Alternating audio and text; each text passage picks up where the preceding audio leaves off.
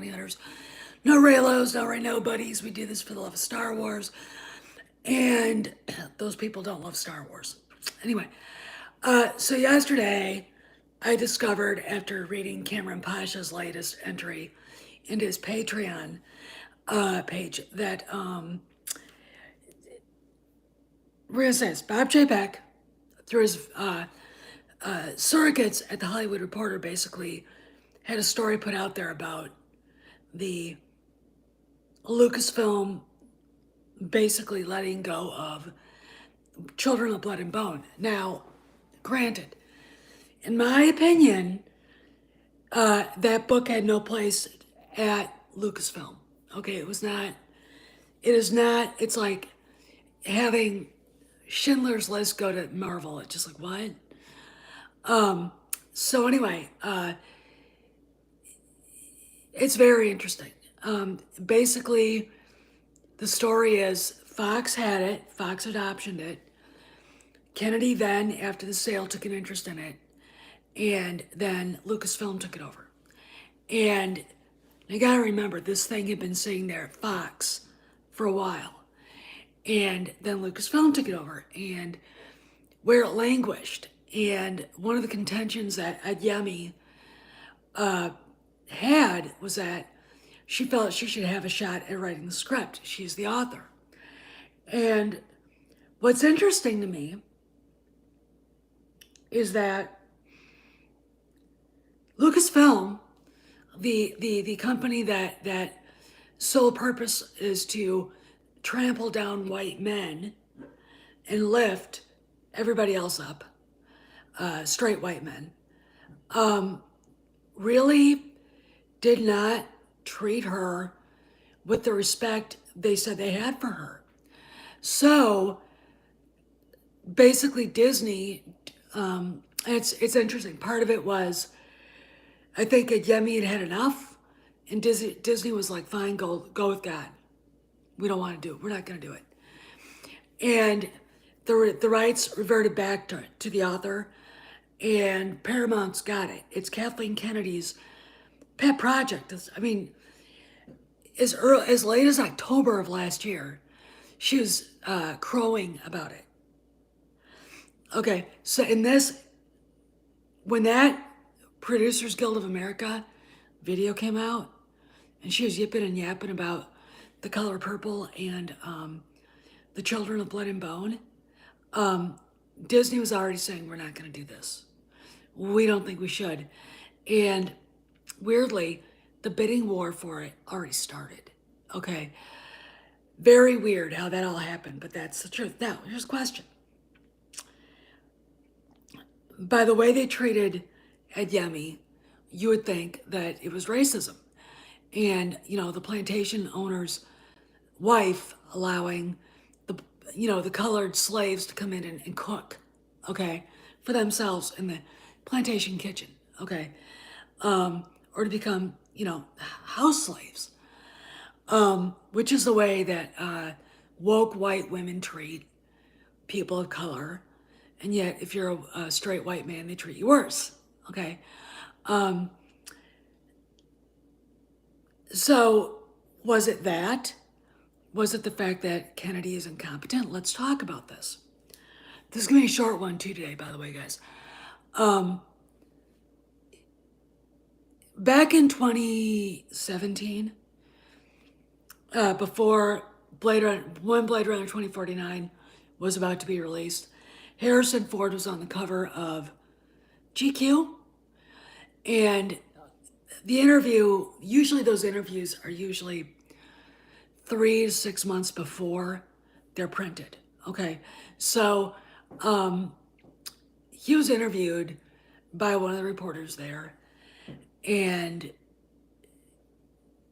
he had it messengered over the script to Indiana Jones 5. So that's one script of Indy 5. Okay, so that's at least one. We know that it has gone through several different writers. It lost its director and producer, Steven Spielberg. We know that the genius behind the vaunted Solo, a Star Wars story, John Kasdan, was in line to also write Indy 5. In fact, he was writing the script. This actually, this story came out before they had asked him to do it. Okay, so this is like a script before that. And the script they're shooting now is probably far from the script that they settled on shooting. Okay. And they're gonna be done in like early February. Come here. So I think looking at the past, as Shakespeare said, as prologue, and the way Kennedy does her work is half-assed. We know that she didn't see any of the dailies from Indy 5 till it was almost too late. Till it was 80 to 90% done. And then went, oh my God, what have I done? And hiring Lord and Miller, that was the stupidest thing she could have ever done in her life. Okay, those two, no. And I thank God every day that Anthony and Gruber wasn't in that movie as Han, or he wouldn't even be able to get voice work. Okay, that's how bad that movie is and was. But we know she's incompetent because she don't watch dailies. We know she's incompetent because, you know, The Force Awakens, I mean, just the whole story about how that script got written, firing Michael Arndt, which, you know, Nerdonymous and others think that was all JJ. But JJ has to march to the beat and step that KK and Iger set, and Alan Horn. And JJ didn't get Michael Arndt fired. They did. And they were the ones that took George's script treatments and dumped them. Now JJ can say, you know, here's the deal. And this is an interesting statement somebody made on Cameron's Patreon, that there are people out there, and I'm going to paraphrase, I think I've got this right, out there that are OT fans. They don't understand or like the prequels. And, you know, I added they've never seen the Clone Wars. So they're experts, okay? We all know who they are. They think they know everything about Star Wars, and they literally believe that because they don't like the prequels because they're stupid, and they let other people decide what they should like. They can sit there and say they don't, but they do. That they know what Star Wars is about and knows what canon is about. They don't realize that George had the stories for the prequels written before the OT was even thought of, okay? The prequels really are what Star Wars is about.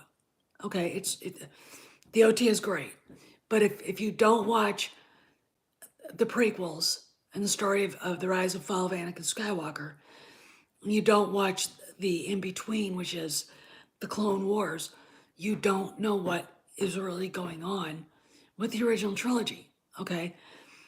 And J.J. Abrams is one of those people. I'm sure he didn't understand how midichlorians fit in to the Force. He also took the really stupid, which is the Pablo Hidalgo, Ryan Johnson track of thinking anybody can be a Force user. No, they can't. Midichlorian count dictates that, okay? They literally tried to stomp out what George Lucas created as canon. And it's like, you can't do that. Why would you do that? And that's probably the problem of TFA. You had 5 people who looked at this sequel trilogy, or the prequel trilogy, as being just, oh, they're terrible movies. And they weren't. Is it Rick?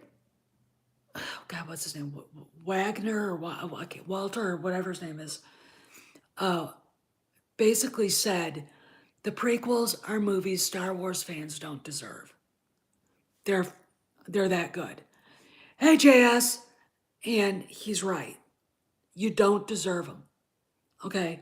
You also don't know what Star Wars is about if you don't watch them. Okay. If you don't read the canon books, which are the novels based on the movies. Not everybody can be a Jedi. Okay. It's inherited. The Force chooses who it will bestow its abilities to. Okay. Sure, we can all access our instincts, but not to the extent that a Qui-Gon Jinn can, or a Kid Mundi. Hey, Matt Piranha, or Shak T, okay, or a Luminara Unduli, or an Obi-Wan Kenobi, okay. It's okay for people to have special abilities. It's okay for everybody not to be alike, okay? The idea that they're taking out the individual specialties from people that sets them apart is basically collectivization, which is fascism. Hey, Jonathan, not really. So when, JJ says, oh, anybody can be a Jedi, that's not true. That's not true. Okay? It's not. You have to be born with certain qualities that the Force gave you. And Anakin Skywalker, there are two different realms of thought. Now, George, and I don't know if this is right or not because I've heard him say otherwise in interviews. It is contended that he has said that Plagueis and Sidious messing around with the dark side created Anakin. What I look at as, because I remember him saying that Anakin was created out of their conniving, but he wasn't created by them. He was created as a pushback by the Force, okay? He was created as a pushback. They didn't directly have anything to do with creating him. The Force did create him, but they're basically Sith alchemy, which is what they were doing. They had found a lot of old Sith holocrons describing very early Sith magic that they were, and spells and alchemy that they were doing to try to figure out a way to prolong their lives. And what it did, and to try to bend the Force to their will, what it did was cause the Force to say, oh, you guys are throwing everything out of balance because you're such darksiders. And what did I say about the dark side? The dark side is the essence of not balance, of no balance. The ancient Egyptians looked at what we would consider evil as chaos. Okay, if you look at the Nordic god Loki, Loki was the god of chaos and tricks, not necessarily evil. Even in Marvel, though I'm not a Marvel fan, I hate it actually. Loki says everybody who's bad has got some good in them. All right, that is kind of the essence of what the ancient pagans, etc., thought. Okay, so they would even believe that Adolf Hitler, Joseph Stalin, Chairman Mao, Che Guevara, Osama bin Laden, the guys who killed Anwar Sadat. You think of all the people that have done massively evil things in what they thought was the name of right. That there was some good in them. Okay, not true, not true. Star Wars is, when you think about it, very complicated, especially when it comes to Anakin Skywalker. Hey, Maze.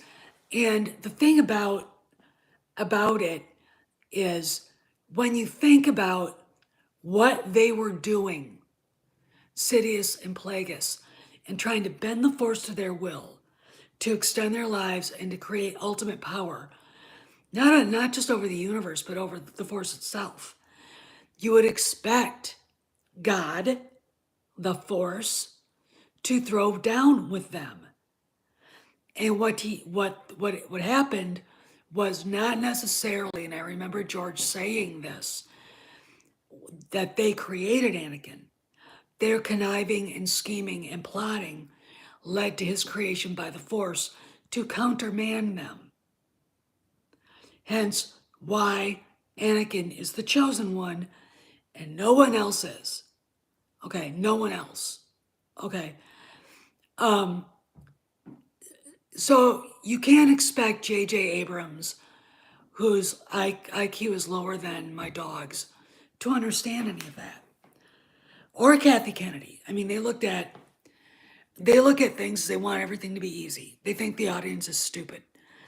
Part of the reason why the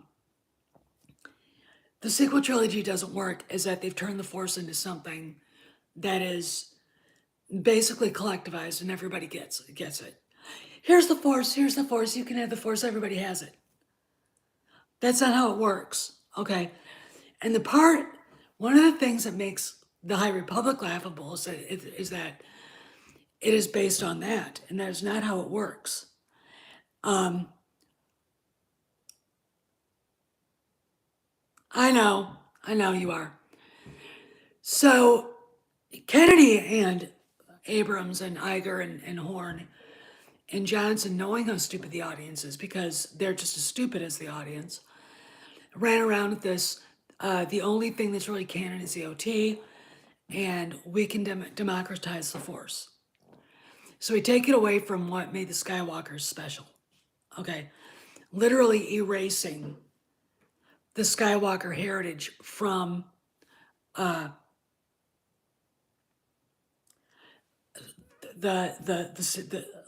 Star Wars. Okay, when Rey takes the name Skywalker, it goes from being like take a great family name from history,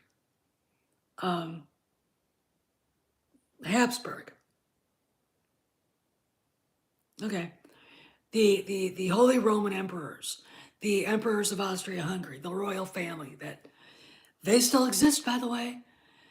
Not everybody can be a Habsburg, okay? Okay? You're either born into the family or you're married into the family, but you can't just be,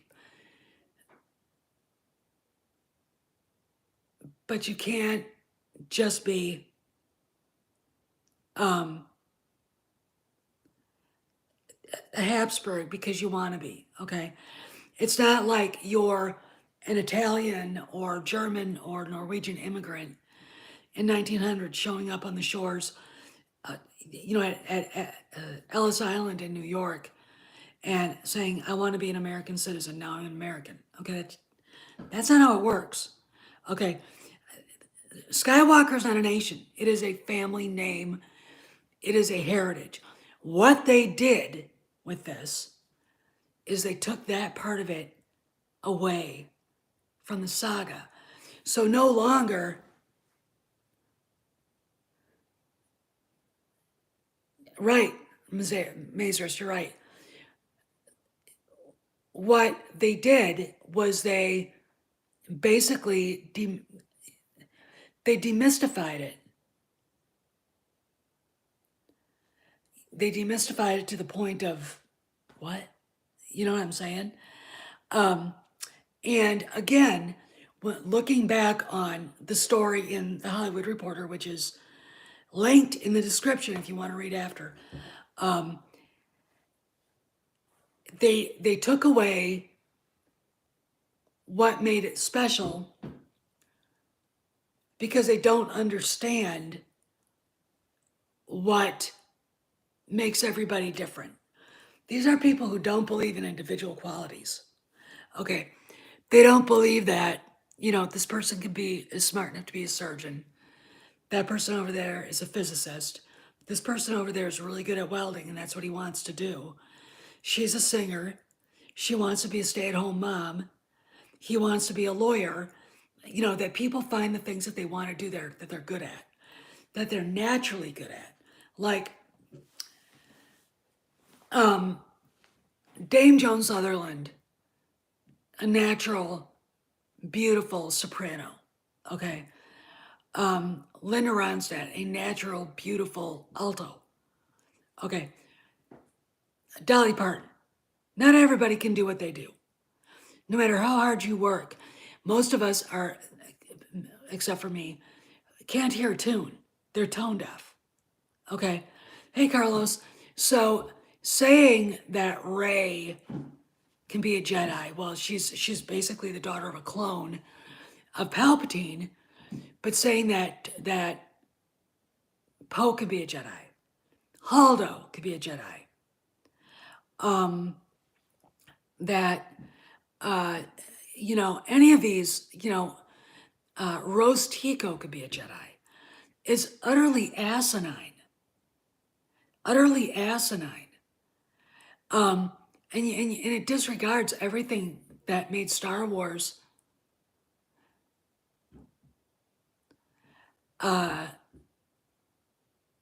what it is. Okay?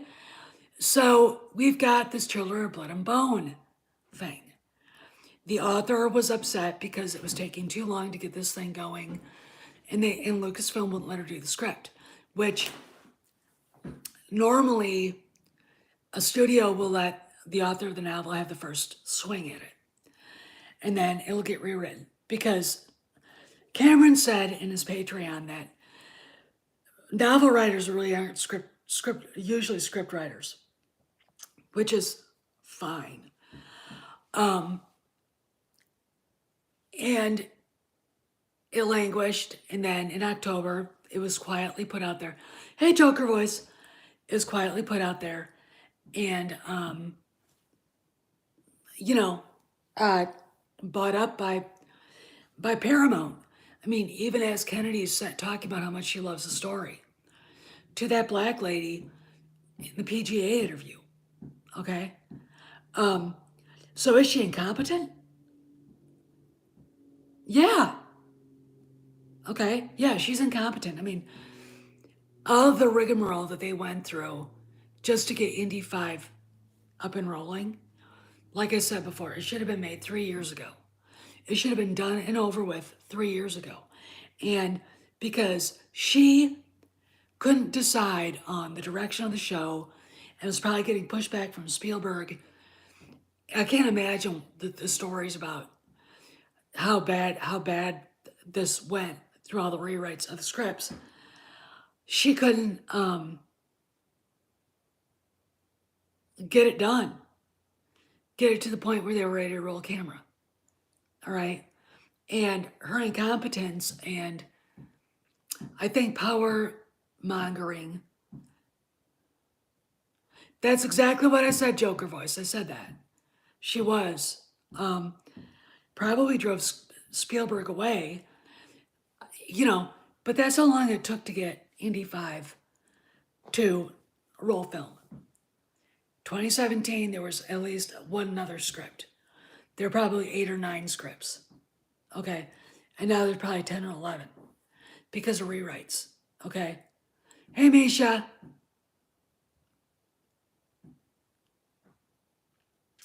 Oh, thanks, Misha. Wow. Thank you. And if you're a new subscriber, thank you for stopping by. I've got 20 more to go to hit 2,000. And the only thing I'm going to be I'm going to show for is if I can get over 2,000, just over, like 2020, I'll be extremely happy with that. That was the goal ever since I started this thing. 4 years of, in 2016 or 2017. So, if you know people who aren't subscribed and they're getting tired of the black pills and they want to just kind of hang out and talk Star Wars and movies, send them my way, okay? Well, yeah, they haven't talked about what I'm talking about, I don't think. Because basically, the Hollywood Reporter article that I've got hooked up in my description of this intimated that uh, it was because of racism and incompetence that Kennedy never got the Children of Blood and Bone moving. And basically, she wouldn't give Ed Yemi, hey Radford, any power to write the script, at least give her a chance to have input. And now she's got that at Paramount. Again, if you've got people Kennedy's age in your family, women, I do, and you're out with them, and I've seen this happen with my oldest sister, and the server's black, or the bartender's black, or the cabbie, or whoever you're talking with, you'll notice something. You'll treat them like whatever because you don't care. And you'll see them, the white, the awful, the affluent white female ultra leftists talking down to them, being condescending to them. And you'll see the white savior blooming in this person. Okay. That's Kathleen Kennedy in a nutshell. The fact that most of these people are also very incompetent, either in their lives or in their jobs. Kennedy without Spielberg and Lucas and her husband, she is worthless. She's absolutely worthless. And then we have this condescension to people of color because she feels like they need her help instead of letting them shine on their own and treating them like equals. You know what Martin Luther King talked about. Okay? It is one of those things when you sit there and think about it that you realize is a bad thing. Okay? It's a bad thing for everybody involved. Carrie Hart, who actually led the story group, I think probably got blamed for Soilo and other failures, maybe even The Last Jedi. And because apparently, now that I dwelt on it, I think Mazurus will back me up on this. Wasn't there a story out there that Carrie Hart was one of the people that okayed the first draft of The Last Jedi without any sort of, I think she was. So they kicked her out. Andy Gutierrez probably was laid off. Okay, she's Latino. She's a Latina, okay? They put people of color into places that they can't handle, and when they fail, they get blamed for it. Instead of the person who goes, oh, you're black, you fill a quota, you can do it, even if they're not prepared for it. I'm not saying there aren't African Americans who can't do these jobs, or Latinas or Latinos who can't do these jobs. I'm saying that there are places that there are jobs that you need experience for, and it has to do everything of merit. And to deny someone the opportunity to shine on their own is racism itself. Okay. Far be it from me though to say anything about it. We've got people like script doctors saying that he can't get a script read because he's white. A white male, a straight white male, which is bullshit on steroids. Okay? But again, it's not just because Kennedy is a racist and she's she suffers from the racism of low expectations. See, that's the thing. When you look at quotas, when you look at all the ways, all the advantages uh, that people of color have been given that aren't really advantages in work and everything else. And it's not because they're, it's because of their color, not because they can do the job. Okay. And that in of itself holds people back. We have an entire underclass in the big cities because of what is being sold to them by the people who practice, and even in their own ranks. The mayor of New York City, I don't care if he's is a former police officer, he's still doing this. He looks at his brothers and sisters in Harlem and in Brooklyn and says, you need more help because you're black. Okay, which, fine. Are they dying of cancer? Do they have heart disease? No. They need more help. So what are you going to do about it? Help the schools? No. Their idea of help is food stamps. Being told when they go to school they don't have to learn to read, write, and do math. That's because in the racism of low expectations, the people who practice that don't think that those kids are smart enough to do all that. And if you remember the movie Stand and Deliver, the teacher Jaime Escalante, who was played by Edward James Olmos, took a bunch of East LA kids and turned them into Pythagorean savants of calculus and I can't remember what other math they were doing, but shit, I can't do. Okay? They were doing it because he believed in them. If you're Kathleen Kennedy, or it is an excellent film. If you're Nancy Pelosi, if you're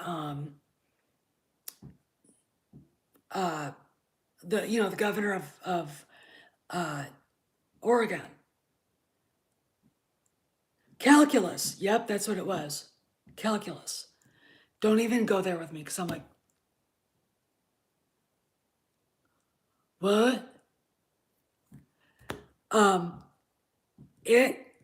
They don't think these kids are smart enough to do these kinds of things. The problem is not the kids being smart enough. The problem is the money that should go in to helping the teachers. First off, the teachers are low quality. Okay. They don't know the subjects they're supposed to be teaching. Okay. In these inner cities. Oh yeah. Yeah, you're right, Joker voice. Second of all, the schools are falling apart. This is, oh yeah, you're right, Mazurus. You're right. And, when you think about it, they're creating, and on purpose, I think, a permanent uneducated underclass that is going to be beholden to them for forever. And they're creating generations of this. The moment welfare started, the war on poverty was the moment generations of people in the inner cities became dependent on the government. The war on poverty destroyed families.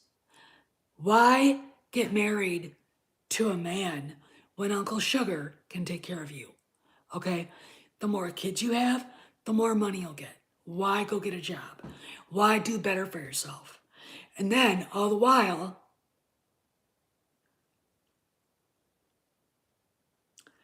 all these people are running around screaming about billionaires. Let's talk about, and I've got to go within like, what time is it? A couple minutes. Screaming about Elon Musk having like, what is it, $300 billion now? He came here with nothing. Yep, you're right, Mazars. He came here with nothing. He went to college. He worked his ass off. He failed. And now look at him. Okay? That's what you do when you're given the opportunity to learn, to get an education. And Elon Musk even says, I don't care if you went to college. You can work at Tesla. Okay? It's not that they go to college. Even if they go to college, they're not getting an education anymore. I did, because at least back in the late 80s and into the mid 90s, we were very much, after I got sick and I went back, I was very much into challenging my professors. Okay, very, very much. And that's what college is about. It's not about becoming a part of the Lemming Collective. It's about critical thinking. It's about teaching you not to follow the sheep, but to develop your own mind. We have forgotten that. And that's the thing. These woke, racist, the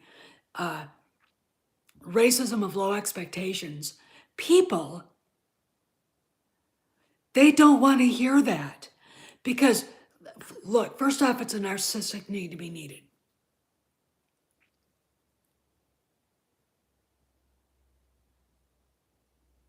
Yeah, and you're right, Mazarus. They have a need to be needed. Okay. They also are better than everybody else. Okay. Kathleen Kennedy's better than all of us combined. All right. Just get that. That's what she thinks. And you're right, Misha, you're right. And instead of expecting everybody, black, white, red, yellow, purple, chartreuse spots, leku, horns sticking out of their heads, whatever, instead of expecting everybody to do the best they can at what they do, they want you to be dumb, indoctrinated, and follow the herd. And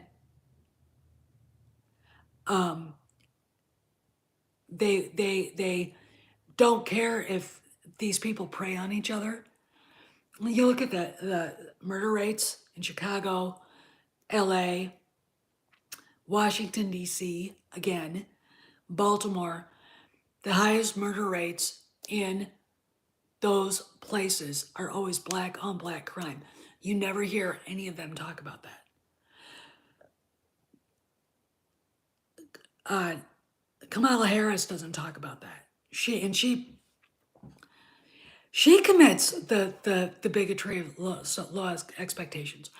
How many black men did she penalize and throw in jail for way longer than they needed to be for marijuana?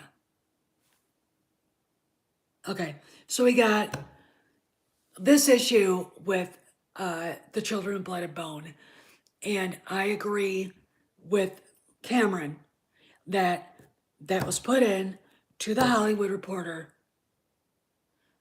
That's true, man, Piranha. It was put in to the Hollywood Reporter to start the narrative that Kathy Kennedy is not only incompetent. Yep, but she's also a racist. All right. And he's now leaning on her to resign from Lucasfilm. Why? He probably has someone in mind to take over. Already. And they're in a hurry to make her go. Okay. Anyway, I gotta go read the article, and if you're not subscribed to Cameron, find him on Patreon and subscribe.